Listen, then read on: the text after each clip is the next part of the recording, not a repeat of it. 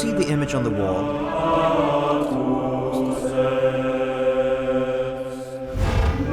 take another look. Some say it resembles the face of Saint Padre Pio, the Italian priest who bore the crucifixion wounds of Christ.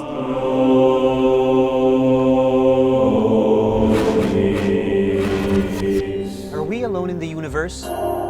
Is there a portal to the past? Can we physically travel through time? Or can a person come back from the dead? These are just a few of the questions that have continued to baffle and bewilder us. But many have tried to answer them. Not one definite conclusion has yet been given. This show will tackle that which is unexpected, unexplainable, and unorthodox. Is it destiny's sleight of hand? Or is it a nudge from God? Or maybe it's simply a matter of science. Chances are, anything is possible.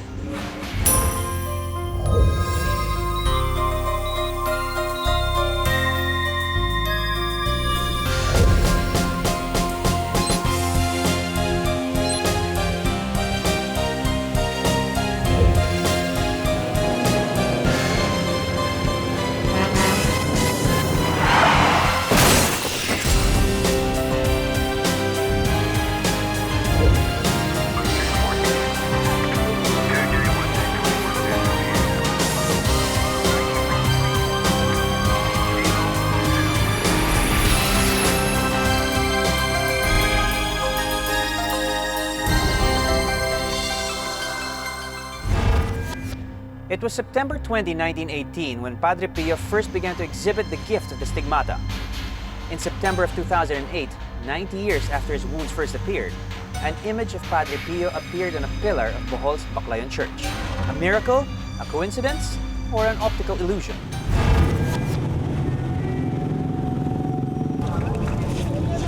Nestled in the historic town of Baclayon in Bohol is this grand and equally historic church.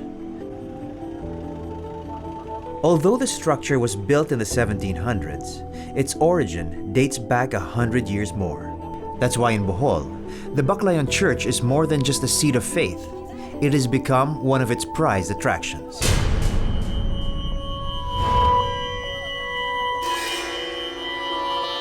Almost a year ago, this stain on the wall started forming a human face. In time, it became more visible. Many believe that this is the image of Saint Padre Pio. When the image appears, there's a message to be relayed. And we know that the usual fight of good against evil. According to attorney Lord Marapao, a local Padre Pio devotee, the image started to appear after a certain lady prayed for Padre Pio's intercession because she was slowly losing her eyesight. And then I was informed that because of that intercession, she regained her sight. So she donated, because this lady is a rich lady, she donated a vehicle to Baclayon. And then a few weeks thereafter, there was this image that appeared in the Baclayon Church. It really has the appearance of Saint Padre Pio. This image also transformed the life of Michael John Sarabia and turned him into a devotee of the Italian saint. I feel something, parang nagaan ang aking feeling ko. Parang wala akong masabi, parang kamukha talaga kasi first time ko talaga nakita na parang imahe talaga dito sa Bohol. And for me, to see is to believe, doon talaga ako naniwala without any doubt sa imahe na talaga yun. Some, however, have more practical explanations. Yung tingin mo, parang tao. Ganyan din. Kilala niyo po ba kung sino yan? Kilala niyo po? Hindi ko rin. Hindi naman parang miracle yan. Ay, hindi miracle. Just so happen. Coincidence lang. I heard of people saying that they can see an image of Padre Pio. I mean, of course, the traditional image of an old priest, an old monk, no, with a prominent nose and a beard, and maybe that's why people will always associate this, these smudges on the wall as forming the image of Padre Pio. Just a product of the elements the cold and the hot weather, the rain, the winds. It was not there before, but it just came into place. Interestingly, even though the devotee and the skeptic have different views as to how the image came about, they share something in common. They both cannot make sense of the actual stains on the wall. They can only discern the image when looking at the photographs. This is very interesting because if I look at it with my naked eyes, I don't see any image at all.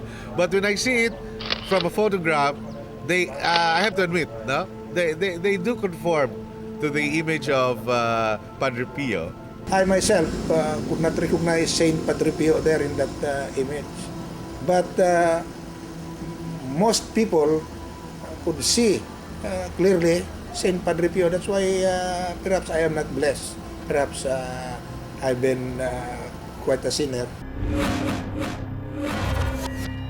When we come back, we get to know the saint, the miracle worker, and the man behind the name, Padre Pio.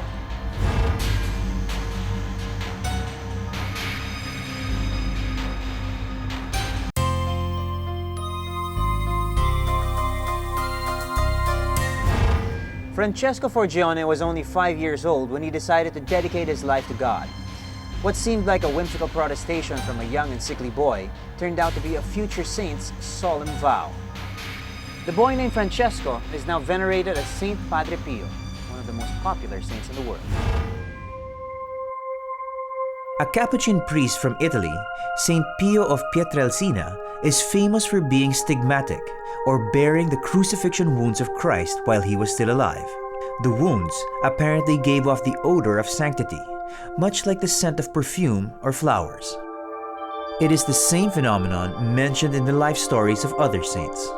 Yet even though his gift of stigmata earned him more popularity and even more devotees, Padre Pio prayed that it be taken away from him, not because of the pain it brought, but for the embarrassment it caused.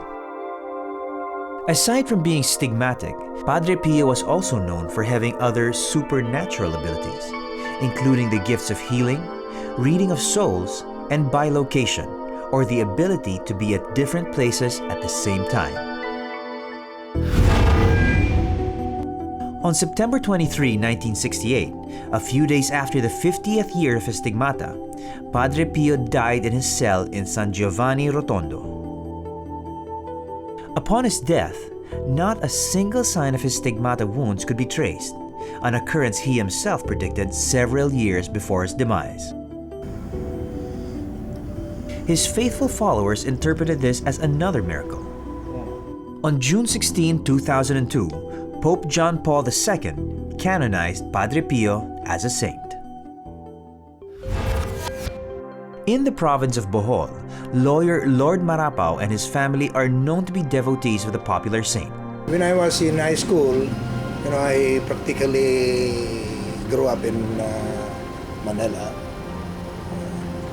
Padre Pio at that time was still around. He was still alive. In fact, I read a pocket book, The Living Saint, with his stigmata, the power of bilocation. Since then, after a period of more than 50 years, half a century, he has been my idol. That's why everywhere you see me, I have all these images of Saint Padre Pio. And his devotion deepened as he experienced an intercession by Padre Pio. I had a stroke last April 17, 2000. That was 9 years, 2 months, 3 months, and 1 day ago. Usually I place there 9 years, 3 months, 1 day ago. He briefly took me into his loving arms and warm embrace, albeit by the grace of God, only to live again. That's how I place it and then I place the image, the picture of Saint Padre Pio in one whole page. It's a big picture. That's why sometimes some people notice that I'm really a devotee of Saint Padre Pio. Now, he lives his life trying to spread the word about Padre Pio. This is a personal commitment of mine to Saint Padre Pio. I don't try to convince people. I just do it as a sign of my devotion. Coincidentally, Attorney Marapau's physical attributes also remind people of the saint. I used to kid people, indeed, inform me that I look like Saint Padre Pio. Who is he? Because many people do not know Saint Padre Pio. So I just kid with them, inform them that he's my uncle.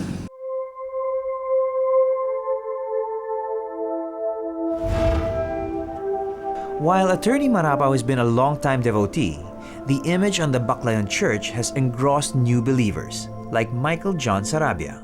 My devotion started last year pa kasi nung dinala ko sa isang friend ko na tawag natin si Mr. Leo, pangalan niya. Tapos sabi niya, "Uy, Michael, punta tayo dun sa Baclayon kasi may papakita ako sa'yo." Pagdating talaga namin dun sa Baclayon Church, parang nahirapan talaga. Saan ba talaga yung image? Binobola mo talaga ako dito. Tapos it takes 10 minutes talaga to see the actual image talaga.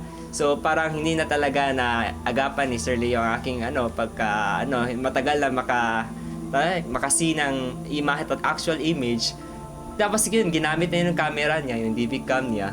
Tapos yun, pinakita niya sa talaga saan yung actual na site. Tapos when I see the image, parang wala akong masabi sa ko, wow, totoo pala. Totoo palang sinabi ni Sir Leo, parang mahimala. Like Attorney Marapau, Michael felt the need to spread the word. After seeing the image, pumunta talaga ako sa internet. I made my blog. Sinulat ko agad yung aking nalaman. Kasi ako, once I knew something, I really put it out sa internet, sa blog ko. Kaya sinulat ko about Father Pio. Tapos sinabihan din ako ni Sir Leo na ito si Father Pio. He told something about Father Pio, about his works, about his history, background. Kaya yun, sabi ko, wow, yung parang hindi ko sabing convinced, but I am enlightened what he said about ni Father Pio. Padre Pio's image strengthened his faith and belief in miracles. Na talagang meron talagang himala. Kasi yung sabi nila walang himala, ganun. Pero hindi ako naniniwala doon. Parang yung first time ko talaga na parang miracle talaga yun. Kaya naniniwala ako na isang miracle yun. Depending on one's perception, the stain on the wall of Baclayon Church may bear certain similarities when compared to some of St. Padre Pio's famous photographs. Or maybe not.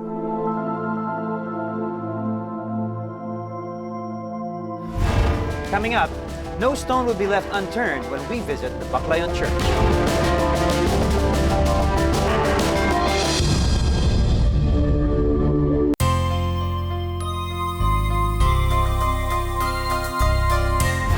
Baclayon Church, which dates back to 1595, is the second oldest church in the Philippines, second only to Manila's San Agustin Church. The present building, however, was built in 1717, using only coral stones cemented together with egg whites. Considering that the church is almost 300 years old, is it possible that the image is actually just 3 centuries worth of dirt, deterioration, and decay?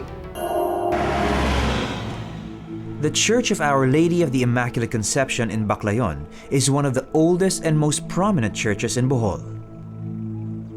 It was established in 1956 by 2 Spanish Jesuit missionaries, Father Juan de Torres and Father Gabriel Santos.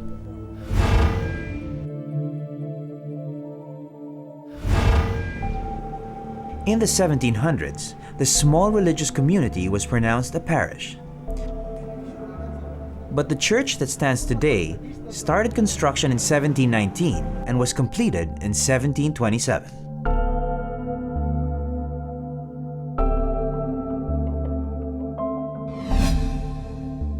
According to local history, 200 native laborers called obras pias were forced by the Spaniards to cut and haul coral stones from the nearby sea using nothing but bamboo to cut and lift the blocks.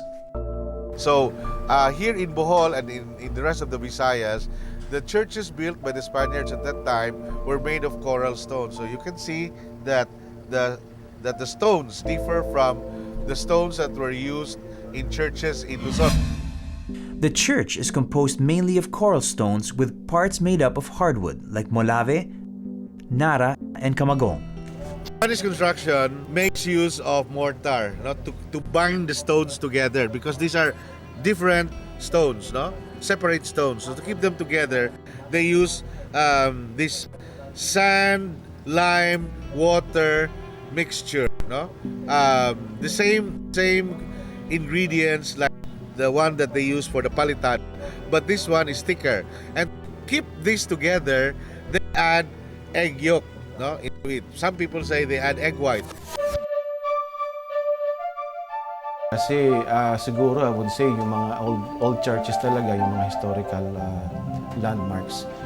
Siguro ito na yung mga napag-iwanan. Kaya nang mini-maintain nila yung ganong statue because of the historical value. Construction during the 1700s, according to civil and structural engineer Adam Abinales, were done using materials readily available in the area. Parang binubuo nila yung mga raw materials na ito para ibuo nila isang malaking blocks to form really a stone. Yung coral stones na yan, meron mga mga ginagamit na something like a paste or clay material para mabuo siya. Coral stones held together by mortar can generally withstand the test of time, but are not decay resistant. Pagka tinatouch mo, meron kang mafe-feel na pulverized. To this day, minerals that come from coral stones are still being used in construction and architecture. In fact, a major component of cement are limestone formed from coral stones. Renovations to preserve the historic church was attempted twice.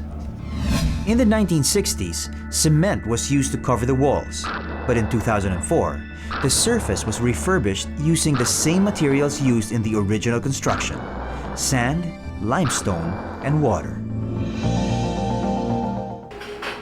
According to engineer Abinales, these materials, sand, limestone, and water, could have contributed to the discoloration on the walls. Kasi ang concrete, parang nilalabas na kasi na it is a concrete finish or cement finish.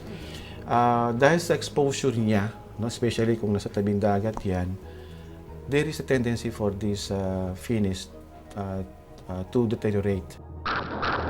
Moreover, he believes that the image was formed due to the weather conditions in the area. I think that's very scientific, yung mga ganong issue. Talagang there's only one explanation to that because of the exposure to whatever strong element in the environment. Bohol is located in the center of the Visayas and is surrounded by small islands. Although these islands shielded from typhoons and heavy rains, Bohol still gets its share of the rainy season. Records show that the 300-year-old Baclayon Church was built using coral stones hauled from the sea.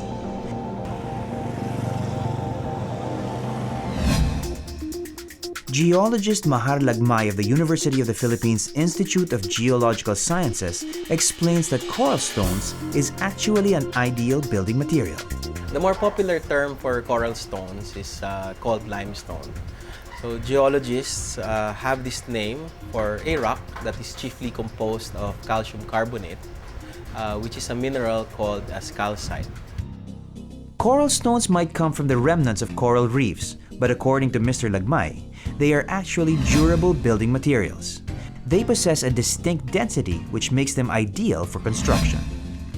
Geographically speaking, Bohol is rich in coral stones. They can be quarried even from the mountains. Actually, in the Philippines, because the Philippines formed from under the sea, and as it developed and became islands, a lot of coral reefs were uplifted. And these coral reefs eventually transformed into what we call as limestone. Bohol, the chocolate hills of Bohol, where you find also Baclayon Church, it's also in Bohol Island, is composed of limestone. Like other building materials, coral stones age and deteriorate. It's an image of a wall. According to Mr. Lagmay, a lot of natural factors possibly caused the formation of the image that resembles Padre Pio in the walls of the Baclayon Church. You can form acidic water in nature. So if we have a the atmosphere full of CO2. It's dependent on the climate, no? Limestone, when it's a tropical environment and when there's lots of water, would decay faster than limestone that is in a desert. Like for example, the base of Cleopatra's Needle. So when they transported it to New York, no, where there's more rain as compared to the arid environment in Egypt, weathering was faster and made the limestone decay faster. Even microorganisms could have affected the wall surface. The other possibilities, like water can carry stains, and through the years it can stain the surface. And when there's an accumulation of water along the pits or the surface of the dimension stone, like the dimension stone limestone, you can actually develop lichens and other plant material. It's a known fact that builders used eggs in the construction of the Baclayon Church. It's not clear, however, how many eggs were used per block of coral stones. Yes, the church is still standing, but nature has taken its toll on the 300-year-old building. Buildings are designed to last at least 50 years, experts say, but natural elements can shorten that lifespan. Sa ngayon, kinoconsider ang lifespan ng building mga 50 years, no? But of course, kung hindi naman ma-maintain talaga yung structure mo, meron kunti siyang may experience na deterioration. Especially kung reinforced concrete yan, makikita mo because of exposure to, typhoon. Discoloration is also considered normal, if not expected, on any kind of surface. But going back to the alleged image of Padre Pio, Engineer Abinales emphasizes that nature is not the sole force capable of producing such a unique imprint. Anyone can do that, no? Kung talagang gusto mong palabasin na medyo nag-deteriorate siya. That's possible. Stay tuned as we attempt to replicate the alleged apparition. Next on Chances Are.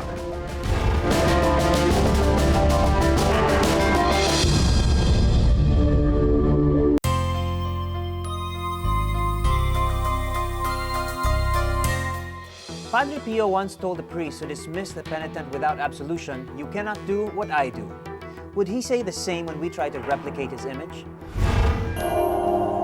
The image of Padre Pio on the wall of Baclayon Church, which is now a tourist attraction, is considered a miraculous impression.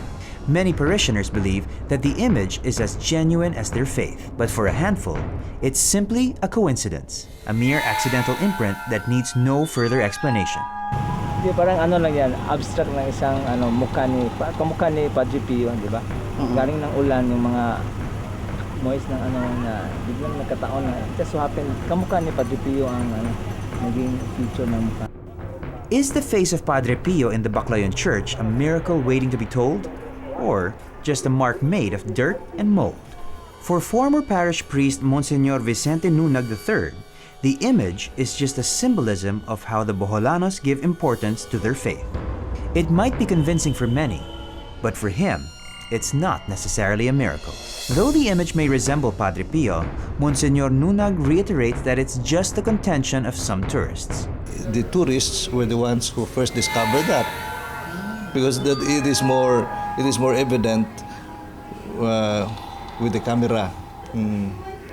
And they placed it in the internet, and the Padre Pio Foundation in Italy took notice of that, and they sent people here, and they authenticated that it's the face of Padre Pio.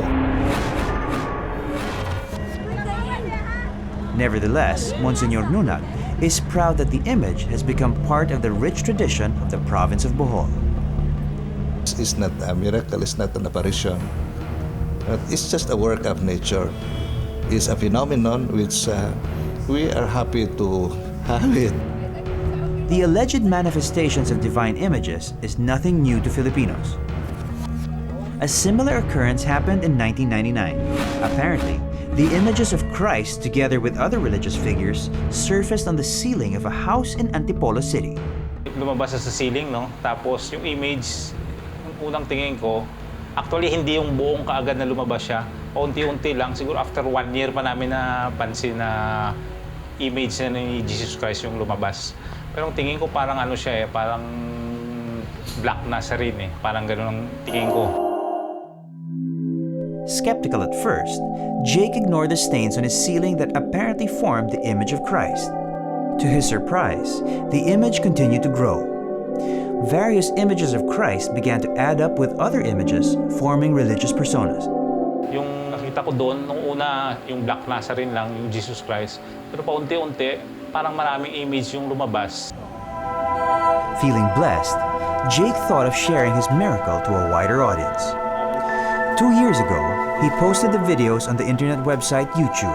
Though many thought it was a hoax, Jake continued to spread the word about the alleged miracle. So sa case ko ngayon, sa amin nangyari to, lumabas yung image, talagang milagro sa tingin ko. At saka yung sabi ko ulitin ko, yung image hindi lang isa, marami. So parang imposible. Kaya sabi ko nga, imposible. Kaya kung tanungin niyo ako kung milagro ito, milagro talaga. If it's true that miracles only work on those who want to believe in them, how can science explain the much disputed occurrences? In the case of Padre Pio's image, how can 2 or more people perceive it differently and others see it similarly? Psychologist Thelma Barikawa explains how the power of suggestion can affect one's perception. Where does this come from? It is from the power of your thoughts and feelings. Okay? So it's not just your thoughts, even the way you feel can suggest something to you. Okay? So what happens when you are thinking of something strongly or feeling something greatly, you will attract that very vibration that you want to suggest. Once a thought passes through our mind, the brain processes it immediately. The interpretation then varies depending on the person. Sometimes what we don't actually see becomes visible and real with the prodding of others. Well, if they are not conditioned or brainwashed into thinking that, oh, there's a reality there, because you can actually also manipulate your sight and say, oh, yeah, I see, when in fact they don't really see. Sometimes they also try to just agree with other people. But you can always clear that in your, because there's a difference between fantasy, isn't it? Fantasy and reality. Padre Pio's image on the walls of the Baclayon Church may not be noticeable if the person looking at it is not informed that an image can be seen there. It becomes visible when one conditions another person's mind that indeed an image is present. That is when finding the image starts, to satisfy the mind's craving for results. Maybe they keep thinking of Padre Pio, so it's like everything they see is Padre Pio. Eh? That can happen. Why not? Because their full consciousness is filled with that, and so it's like every turn, no, they could see his image. You know, isn't it when you have a memory of something that's very strong, no? It's like you continually experience. It's just the reality is just beside you. So the bottom line, according to Thelma, is to always be in control. I think most of us are not aware that what we need to master, no, is our thought process, the quality of our thoughts, and consequently, the quality of our feelings. Okay? Because thoughts and feelings are very, very powerful faculties that we have that can either enhance our life or destroy our life. Many are convinced that the image is real. A miracle made Padre Pio's face appear on the wall of Baclayon Church. But experts disagree. It so happens siguro na talagang meron siyang pattern, no? Na depending on the characteristic of the surface. So, ang manifestation kasi ng deterioration or discolorization is usually because of the exposure to the outside environment. Nandun nagpo-form yung stain na yan. Actually, we don't simply call them stain, but these are usually the manifestations of discolorization. Stains develop over a long period of time. Several factors could have caused them, including age, time, weather, and other environmental considerations. Engineer Abinales is convinced that the stains started from the lower part of the church going up to the walls. So maaaring nag-perform na scaling. Yung scaling, ito yung medyo rough. Nagkakaroon ng pulverization. Medyo nagiging rough yung surface because of the exposure. No? But Engineer Abinales refuses to believe that the image is a miracle and maintains that it's merely accidental. Naniniwala ko yung stain na yan, no, pagka kumalat yan, walang direction. So, whatever image na nakikita dun sa, because of the formation of this discolorization or yung stain, masasabi ko yan yung nagkataon lang. Kasi, not unless of course there is an external force na talagang ginawa yung ano na yun, yung propagation of stain. But I think, no, sa nangyayari na yun sa manifestation, nagkataon lang talaga.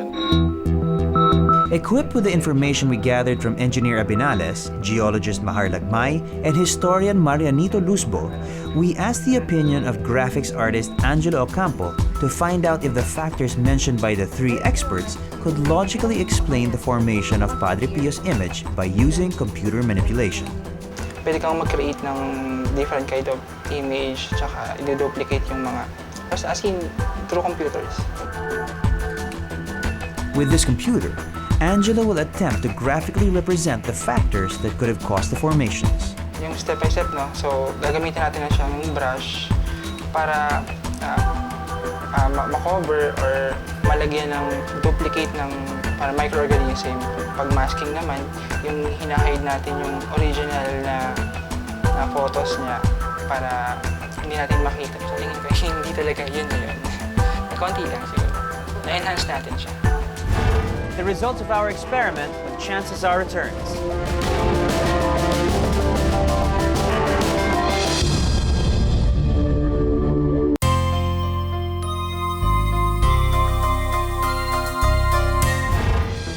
As expected, the image in Baclayon Church has various interpretations, along with varying theories of its origin.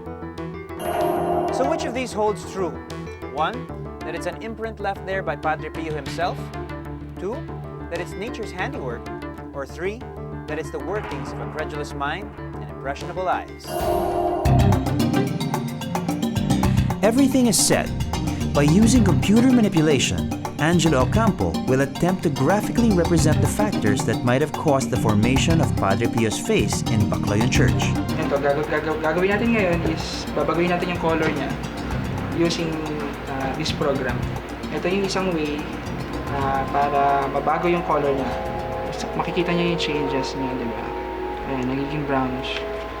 Brownish yung color using ito lang. Isang click ko, ito naman, pag nagkaroon naman siya ng microorganism yung stone, gagamitan ko lang siya ng brush. Ano siya nagpo-form parang lumot. So, since alam na natin yung process sa pag-manipulate sa computer, siguro yung difference nung sa original dun sa ginawa nating simulation is yung sharpness ng images.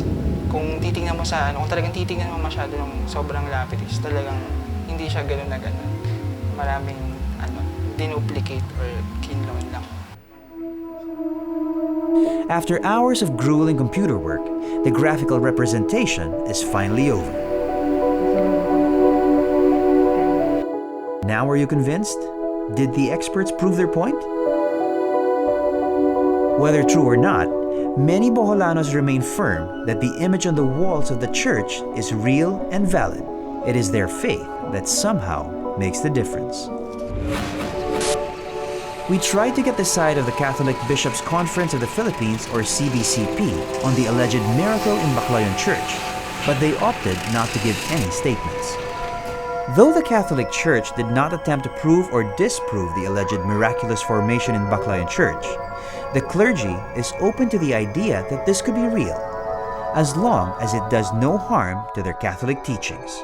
We don't have any official stand, but when I was in Baclayon, we always told people that that's the face of Padre Pio. And in fact, if you look at the estampita of Padre Pio or the statue of Padre Pio, it's really Padre Pio. He looks like Yeah, it looks like Padre Pio. But there is no official stand of the church because we usually don't have that. But we just it's just a point of devotion because people around the world, so many of them are devotees to Padre Pio. If people's faith would be edified by seeing Padre Pio on the walls of Baclayon Church, I have nothing against that. I don't think it would have an impact on the doctrine or the doctrinal teaching and practices of Catholics. But if it would enhance their faith, good for them.